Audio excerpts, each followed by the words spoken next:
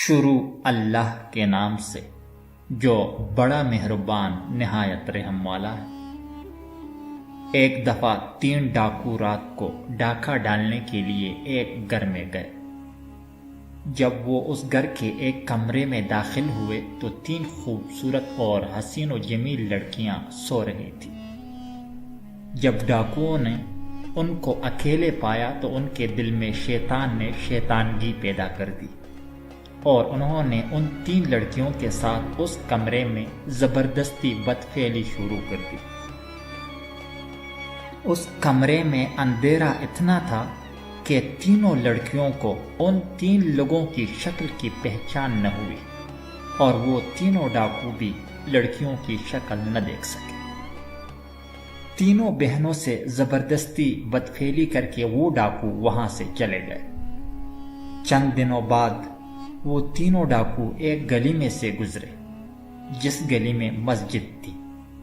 اس مسجد میں امام صاحب تقریر فرما رہے تھے کہ زنا انسان پر ایسا قرض ہے جو انسان کو ہر حالت میں ادا کرنا پڑتا ہے، لیکن اگر کوئی انسان اللہ کے دروازے پر توبہ کر لے تو اللہ تعالیٰ اس کے قرض کو زائل کر دیتا ہے، لیکن شرط یہ ہے کہ سچے دل سے توبہ کی جائے۔ امام صاحب کی یہ بات ان تینوں کے دل کو جھا لگی، کیونکہ وہ تینوں بھی اکلوتی بہن کے بھائی تھے۔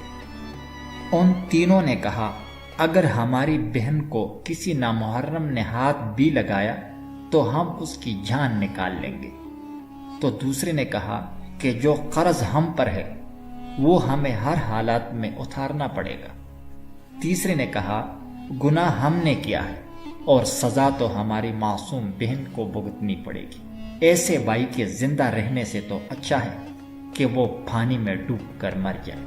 اب تینوں کو اپنے گناہ کا احساس ہو گیا اور انہوں نے ایک دوسرے سے کہا کہ اس کی تلافی کیسی کی جائے۔ وہ تینوں اس گلی میں پیشمان ہو کر بیٹھ گئے۔ پھر ایک نے کہا، امام صاحب کے پاس جا کر مدد لیتے ہیں۔ اس کے بعد وہ مسجد کے اندر داخل ہوئے اور امام صاحب کو ساری صورتحال سے آگاہ کیا۔ امام صاحب نے کہا، میرا رب بڑا غفور الرحیم ہے، اگر وہ معاف کرنے پر آئے تو 100 قتل کرنے والوں کو بھی معاف کر دیتا ہے، لیکن اگر پکڑنے لگے تو ایک ریشم کے داغے جتنے گناہ سے بھی پکڑ لیتا ہے۔ لیکن اگر تم سچے دل سے اس کے دروازے پر توبہ کرتے ہو تو وہ غفور الرحیم تمہیں ضرور معاف فرما دے گا، لیکن میرا رب اس وقت تک تمہیں معاف نہیں کرے گا جب تک وہ 3 لڑکیاں تمہیں معاف نہ کریں۔ ان لوگوں نے سوچا کہ چلو لڑکیوں سے معافی مانگ لیتے ہیں، اور وہ تینوں اس طرف چل پڑے۔ چلتے چلتے وہ ان 3 لڑکیوں کے گھر میں پہنچ گئے۔ جب وہ تینوں ڈاکو وہاں پہنچے تو انہوں نے دروازہ کھٹکھٹایا تو ایک بہن باہر آئی اور دروازہ کھولا اور پوچھا کہ کون ہو تم اور یہاں کیا کرنے آئے ہو؟ تو ان تینوں میں سے ایک نے کہا کہ ایک ضروری کام تھا جس کو پورا کیے بنا ہمیں سکون نہیں آ رہا۔ ان کی باتوں سے اس لڑکی کو تسلی ملی اور وہ تینوں کو اندر لے گئی۔ جب وہ اندر داخل ہوئے تو باقی 2 بہنیں رو رہی تھیں، تو انہوں نے پوچھا کہ تم رو کیوں رہی ہو اور کیا تمہارے ماں باپ نہیں ہیں؟ تو انہوں نے کہا کہ ہمارا ایک بزرگ باپ تھا، ایک رات وہ کسی کام سے باہر گیا تو 3 ڈاکوؤں نے ہم پر حملہ کر دیا اور ہم تینوں کو اکیلا پا کر ہمارے ساتھ زبردستی کی، اور جب یہ خبر ہمارے بوڑھے باپ نے سنی تو وہ یہ بات برداشت نہ کر سکے اور اسی وقت اس دنیا سے رخصت ہو گئے۔ یہ سن کر ان تینوں میں سے ایک بولا کہ تم ان 3 آدمیوں کو جانتی ہو جنہوں نے تمہارے ساتھ یہ ظلم کیا ہے؟ تو ان تینوں نے کہا، اندھیرے کمرے میں جب انہوں نے ہم سے زبردستی زیادتی کیا تھا تو ہم ان کی شکل نہ پہچان سکے۔ اگر آج وہ ہمارے سامنے آ جائیں اور ہم ان کو پہچان لیں تو ہم ان کے ٹکڑے ٹکڑے کر دیں گے۔ اور اس کے بعد ہم اپنے پیٹ میں پلتے ہوئے ان کے بچوں کو بھی قتل کر دیں گے، کیونکہ جن کے نامعلوم باپ کا کردار ایسا تھا تو بڑے ہو کر وہ بہت بڑے مجرم بنیں گے۔ یہ سن کر ان تینوں میں سے ایک ڈاکو نے کہا کہ اس رات تم سے زبردستی کرنے والے ہم تینوں تھے۔ یہ سن کر ان تینوں کے پیروں تلے زمین نکل گئی، اور ایک بہن نے ایک خنجر اٹھایا اور ایک ڈاکو کی گردن پر رکھ دی اور کہا کہ تمہاری وجہ سے ہم نے اپنے بوڑھے باپ کو کھو دیا اور ہمارے کردار کو تم نے خاک میں ملا دیا۔ اب تمہارا اس دنیا میں رہنے کا کوئی حق نہیں۔ تو دوسرے نے کہا کہ واقعی ہم سے بہت بڑا گناہ ہوا ہے، لیکن ہم اس کی تلافی کرنے کے لیے ہی تمہارے پاس آئے ہیں۔ اگر ہم اپنی گناہ کی توبہ نہ کرتے تو ہم دوبارہ اس گھر میں کیوں آتے اور اپنے گناہ کے بارے میں بلا تم کو کیوں بتاتے؟ یہ سن کر اس نے کہا کہ تم اپنی غلطی کی اصلاح کیسے کر سکتے ہو؟ تو انہوں نے کہا کہ ہم تم تینوں بہنوں سے شادی کریں گے، اور اس طرح ہم اپنے بچے کو ایک باپ کا نام دیں گے۔ پھر وہ لڑکیاں بھی ان کی اس بات پر رضامند ہو گئی اور ان سے شادی کرنے کے لیے تیار ہو گئی۔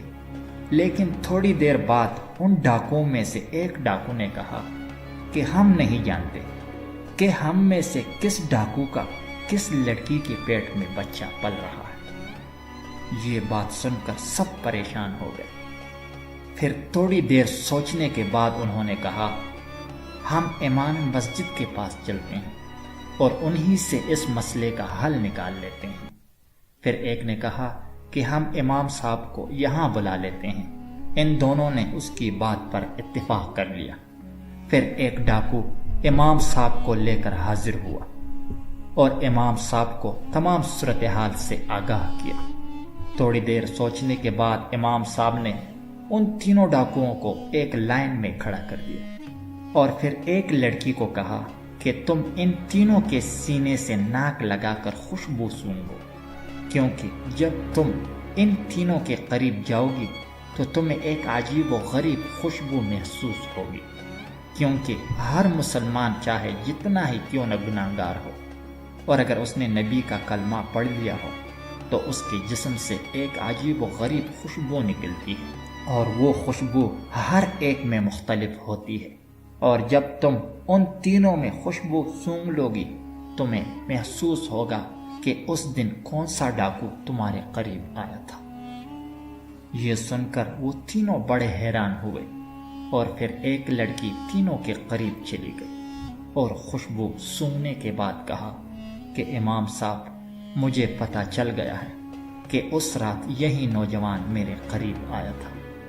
پھر امام صاحب نے اس لڑکی اور لڑکے کو علیحدہ بٹھا دیا اور پھر دوسری لڑکی کو کہا کہ ان دونوں میں سے چیک کرو اور پھر بتاؤ کہ ان میں سے کون سا شخص تھا جو تمہارے قریب ہے۔ دوسری لڑکی نے بھی کہا کہ یہ وہ آدمی ہے جس سے وہ خوشبو آ رہی ہے جو اس رات زبردستی کرتے وقت اس کے جسم سے آتی تھی۔ امام صاحب نے اس کو بھی علیحدہ بٹھا دیا اور پھر تیسری لڑکی کو کہا کہ یہ آخری نوجوان تمہارا گناہگار ہے۔ امام صاحب کی عقل مندی کو دیکھ کر وہ سب بڑے متاثر ہوئے۔